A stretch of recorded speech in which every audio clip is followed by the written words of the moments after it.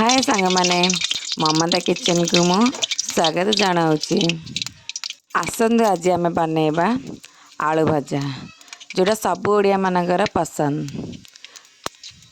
प्रथमे कड़े नेबे तापर तेल पकेदेबे जीरा सोरष फुटीगला कटा पियाज कंचा लंका पकेदेबे। पियाज भाजी आसला कटा सोरष आलू पकेदेबे।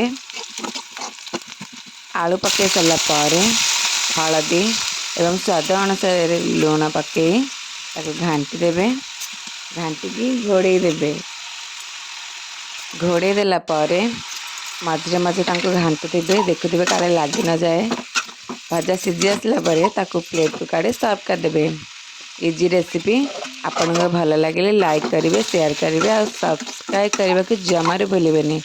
जय जगन्नाथ सांग माने आशा कर मो भिडियो आपन को बहुत भल लगी। रहुची नमस्कार।